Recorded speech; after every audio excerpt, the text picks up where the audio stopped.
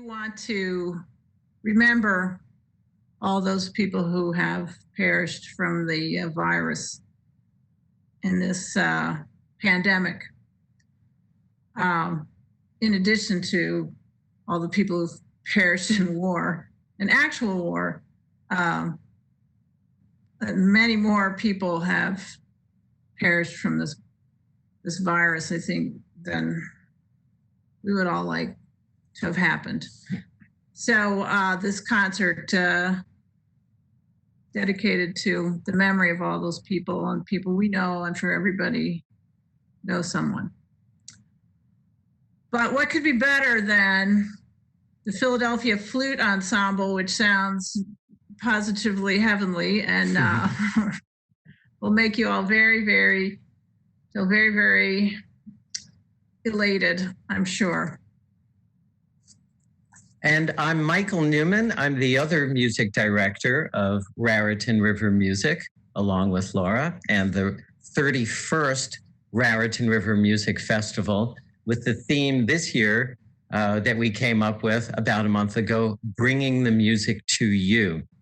For those of you who missed any of the previous concerts, all four of them are going to live for a while with links at the Raritan River Music website. So if you just go to the site raritanrivermusic.org and scroll down a bunch, you'll see that you can watch all of the concerts there. But give us a while, just a few days to get all of that back together. And of course, if anyone wants to make a donation toward making this all possible, please feel free to do so there.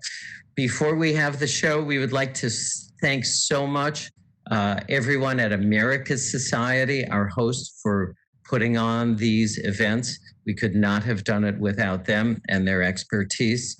We'd also like to thank the Augustine Foundation, the Hunterdon County Cultural and Heritage Commission, some very special patrons out here, June and Ira Cap Foundation, also Mrs. Nancy Barron, and of course the many, many contributors, volunteers, patrons of Raritan River Music, the individuals and businesses that keep the organization going year round. We'd like to invite you to please come join us at the reception after the concert tonight. So without further ado, we're going to be hearing now from the Philadelphia Flute Quartet and Chris, Kathy, Tom, and also from composer Eric Sessler. So enjoy the show. Good evening and welcome. My name is Tom Meany. I'm with the Philadelphia Flute Quartet. I am here tonight with my colleagues Ann Levinson, Kathleen Brown, and Christine Hansen, performing tonight for our first online concert with the Raritan River Music Festival.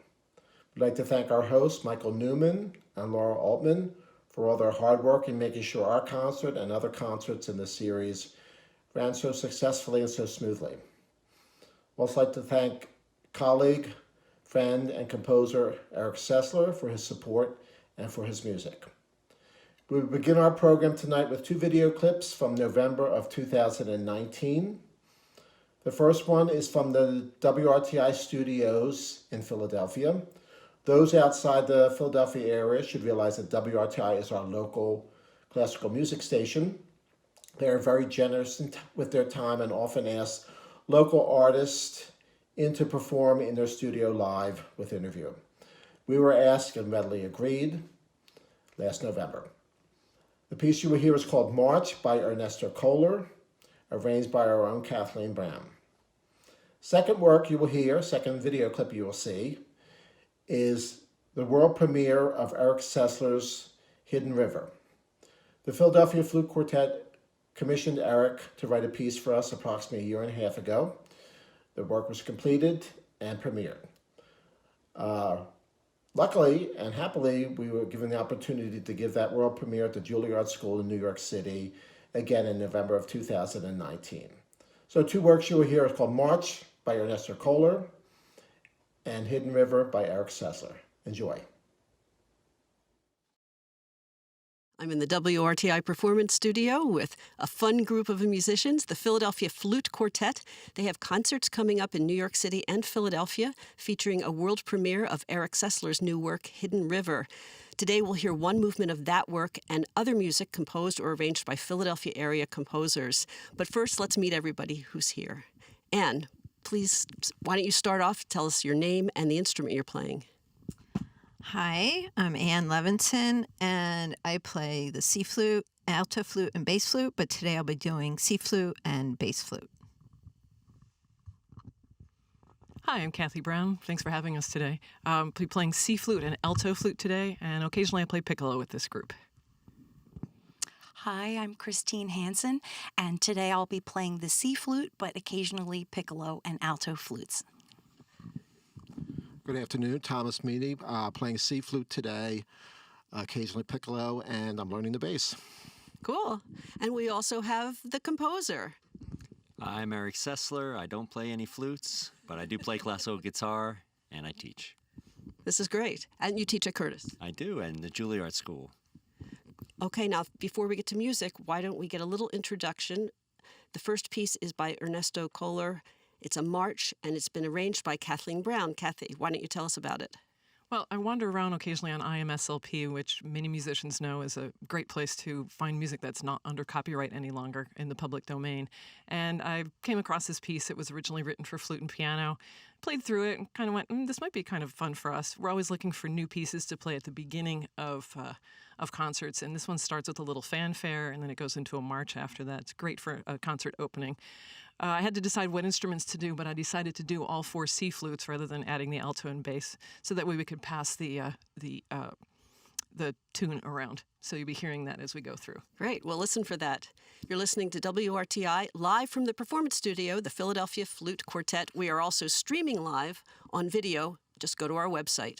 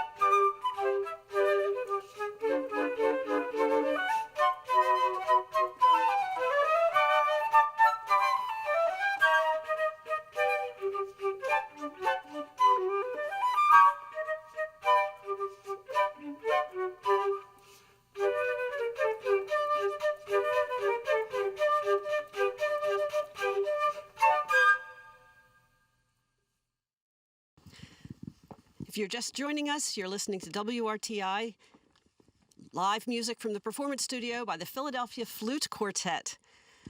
Now, Tom, tell us a little bit about how the quartet was formed. Long story. We've all known each other for many years. Ann and I actually went to undergrad school together. She moved to California, had a similar group. When she did move back 4 or 5 years ago, correct? We had a talk, and I decided it was something I wanted to pursue. And as I said, we've known each other for many years. It was a good fit. So a flute quartet is not a common ensemble, though. Not at all. Many explanations may need to be made often, beginning concerts or promoters. And so you named a lot of different flutes when we went around and made introductions. Mm-hmm. What are the instruments that are most commonly used in a flute quartet? Well, I guess traditionally it'd be 4 flutes, then expands the range when we have a bass flute and an alto flute and a piccolo. I think it's almost 5 octaves worth of notes could be used. So extends the range. And what's the repertoire like if there are not many ensembles of this configuration? Well, it's basically 20th century and 21st century composers and music, with very few exceptions. There's always arrangements made of traditional, Beethoven or Bach or whatever. We prefer not to do too much of that, but more original works for our combination. Welcome back, everybody. We're here with Eric Sessler, the composer who we first met only a couple of years ago in Buffalo at the Joanne Falletta guitar competition, international competition with the Buffalo Philharmonic. And unfortunately, that event won't take place this year. So we're glad we had the opportunity to meet Eric then. And we're so pleased to be helping present what was billed as the New Jersey premiere of Hidden River, your piece for flute quartet. I think probably it still is the first chance that audiences in New Jersey will have to hear it. But of course, now the rest of the world gets to hear it all at the same time. Well, Michael and Laura, thank you so much for having me. It's a pleasure to be here with you both and to participate in this way. I think it's really wonderful that you're doing this. Well, thanks. I had a question about the title. It's supposed to be about the Schuylkill River, is that correct? Yeah, that's absolutely right. So it seems that the Dutch translation is for Schuylkill is Hidden River. And so when the Dutch settlers came, they named it that. There's the League Island that I think it created this hidden aspect to them. So I found it fascinating. It's an area that, I live in suburban Philadelphia and I teach at the Curtis Institute of Music in Philadelphia. So every day that I drive in there, I go that way intentionally because of its beauty. And it always fascinated me. And in particular, I would take the Kelly Drive side. And sometimes it's hard to keep your focus on the road because you've got the water there and there's always boaters out no matter how early it is. I'm always stunned. It can be so cold and they're out there in their sculls and other boats. And then of course on the other side is the Laurel Hill Cemetery. And you look up at that and that's a cemetery from a time long ago when they built cemeteries in these kinds of scenic locations. So that really made me dive into the history of it. And so that's where the Hidden River idea comes from. And of course, you got to sit in endless traffic, either on 76 coming into town, or if you try to avoid the traffic, sitting in all the traffic on the beautiful Kelly side. Yeah, plenty of time to look at the river. How did it become a piece for flute quartet? Well, the commission came from the Philadelphia Flute Quartet, and the idea of taking the Schuylkill was a way of honoring our collected Philadelphia-ness, to make something, a kind of thematic idea that would tie us all together. And of course, our region and the Philadelphia Flute Quartet, of course, they perform extensively in the area. So it's an imagery certainly in our town that people know well almost daily. whether they're traveling through it or, of course, recreating there in some way. There's so much activity.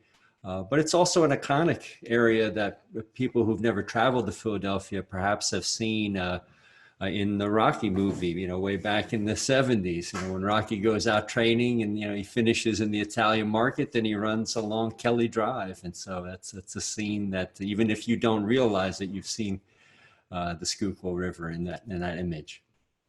As you're well aware, the Raritan River figures prominently in the Raritan River Music Festival. We chose that name because the Raritan is throughout the state of New Jersey, and it's only in New Jersey. So there's a great sense of place there. So most of the venues of our concerts are either along the Raritan or pretty darn close. The one in Stockton, the mill, the old Prowlesville Mill, it's actually on the Delaware River, but it's also on Wickeecheokee Creek, and it's also on the Delaware and Raritan Canal. So that connection stays strong.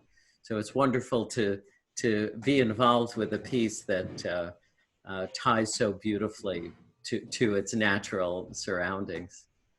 Well, wonderful. And yeah, it's wonderful how you've made that connection with your community and you've been providing these concerts for many years. I'm sure the patrons are so much the richer for them. Well, it's a little bit disappointing that we aren't actually in our regular venues, because it's a great time of year. Come out to this part of the state. It's very beautiful, historic, but we're all stuck in our houses for this historic pandemic season.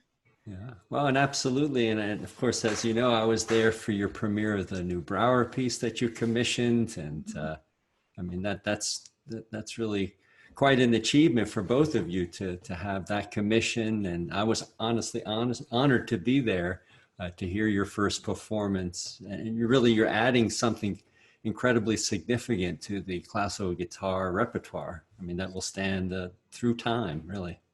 Yeah, well, that's a really good point. And we wanted to ask you about that. When you're writing a piece, are you thinking long-term? Are you thinking, I want to write something that maybe 100 years from now people will listen to and might take away something about my time when I was writing it? Or are you thinking more immediately?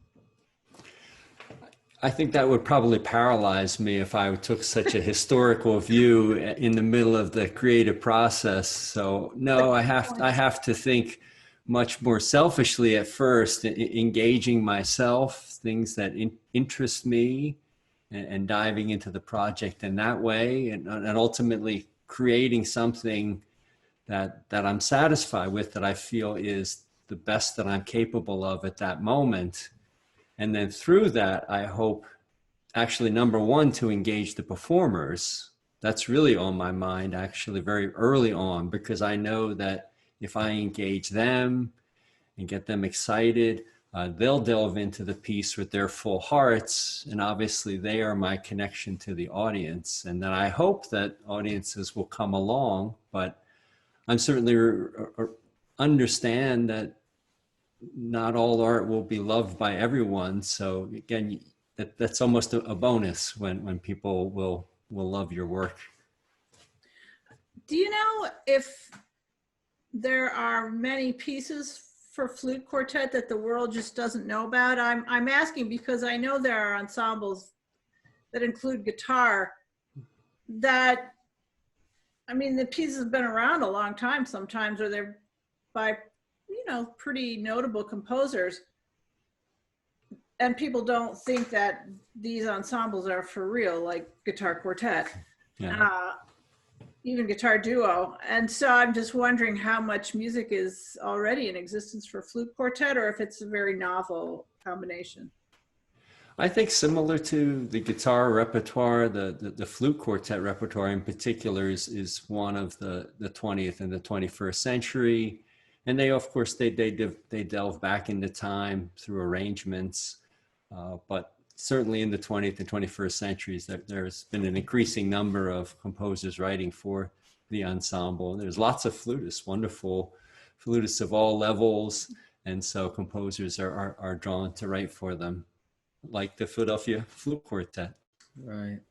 Well, Eric, thank you so much for taking the time with us today. We're really looking forward to hearing Hidden River. Thank you so much, Michael and Laura. It's my pleasure.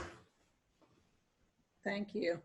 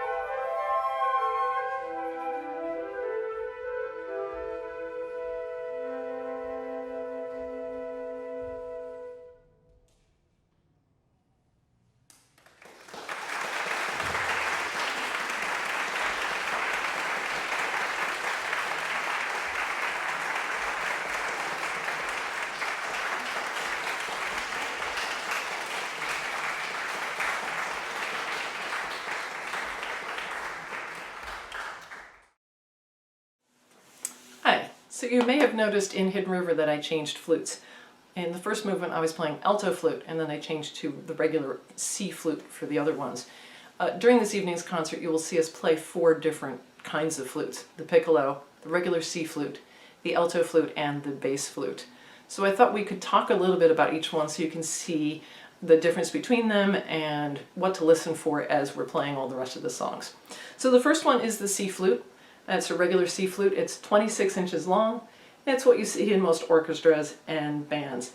It's called a C flute because it matches the piano exactly. There's no transposition or anything like that. There's nothing to change the notes.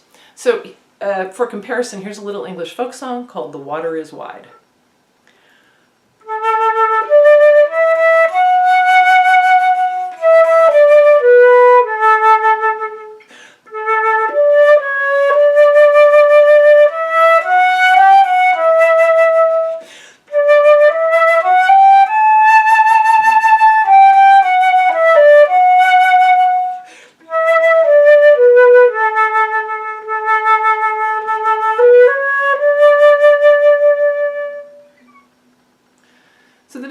Is the highest instrument in the orchestra and in the flute family is the piccolo.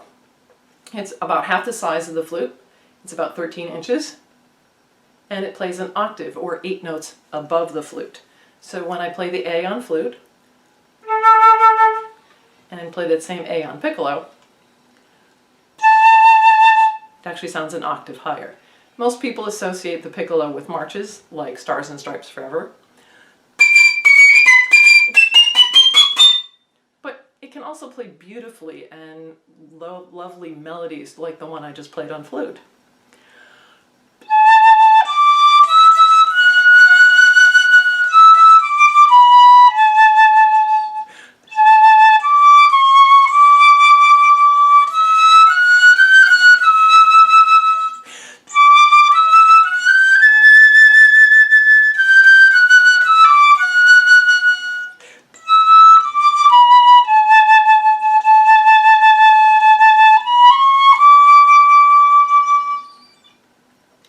The alto flute, on the other hand, is larger. It's about 34 inches long and has a bigger diameter around and also sounds lower. So when I play that A on my flute again, and I play the same note on alto, it actually comes out at a whole different note. It's 4 notes lower than the regular flute, so it's called the key of G. So composers and arrangers have to change the music so that they match the flute notes. So here's The Water is Wide again on alto flute so you can hear the difference.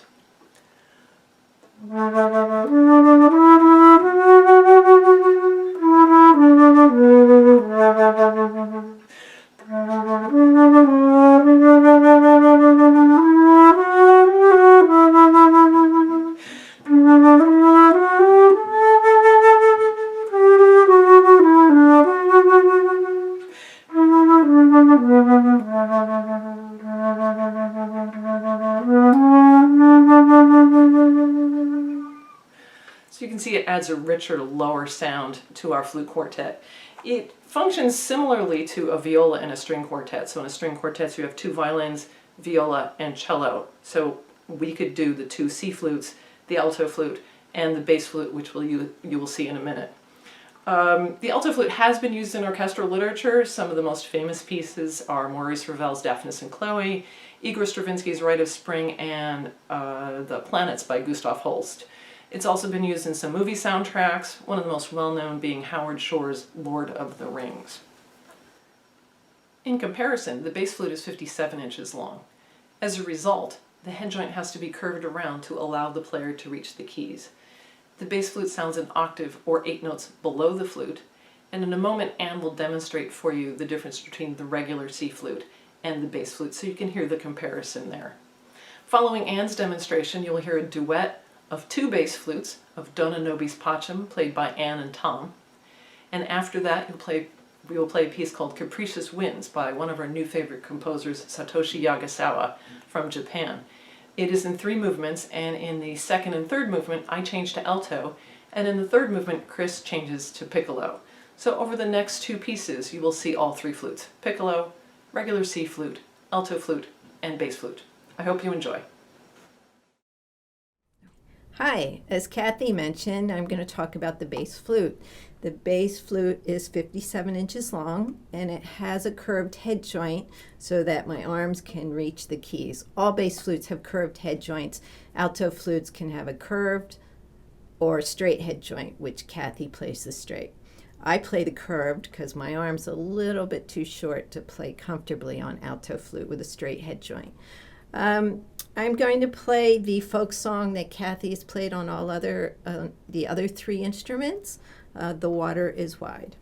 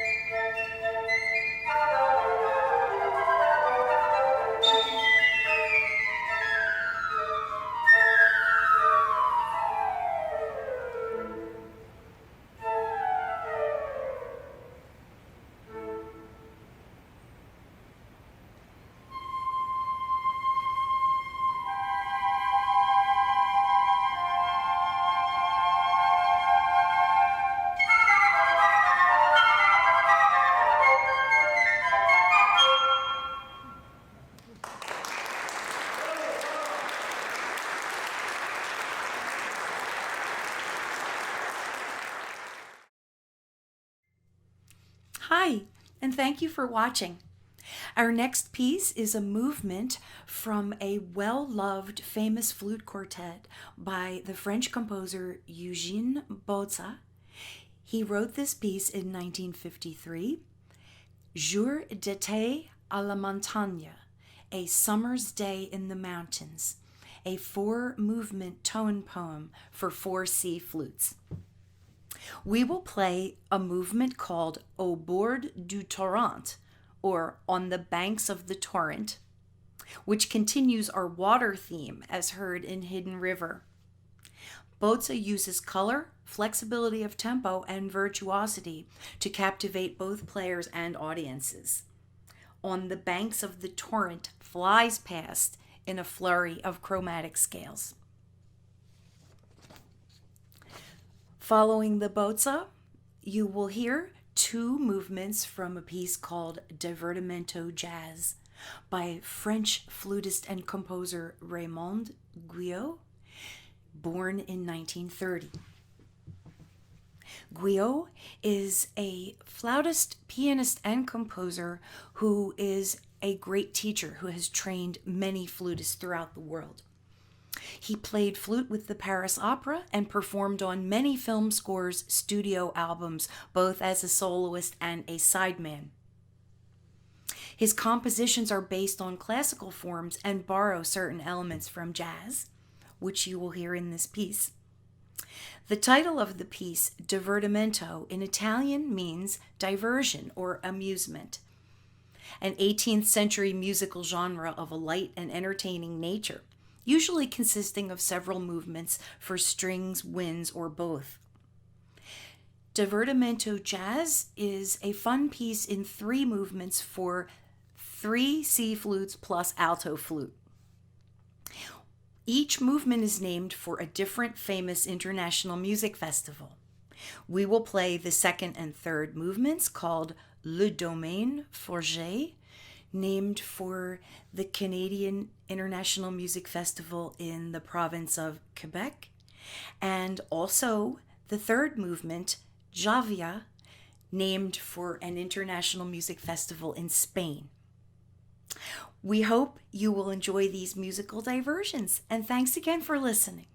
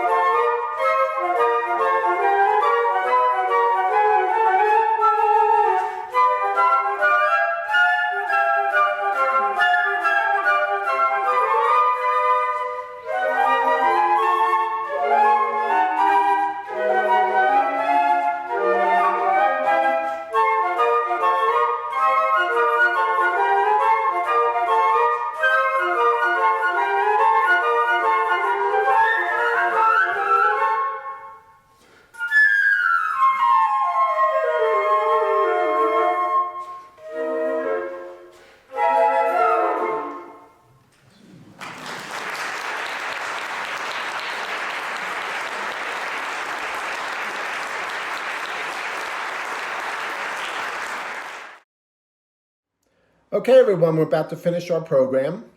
Before we do so, I'd like to thank my colleagues, Ann Levinson, Kathleen Brown, and Christine Hansen. I also would like to thank the hosts of the Raritan River Music Festival, Michael Newman and Laura Altman, and composer Eric Sessler. I would like to thank you, the audience, for joining us tonight and keeping music alive in a slightly different way. Our final selection will be a jazz standard and classic, Satin Doll, written by the unstoppable Duke Ellington, arranged for 4 flutes by James Christensen. After our program, please stick around. We're going to have a brief question and answer period. Also grab a beer or a glass of wine, and we're going to have an online reception. Should be fun. Okay, good night.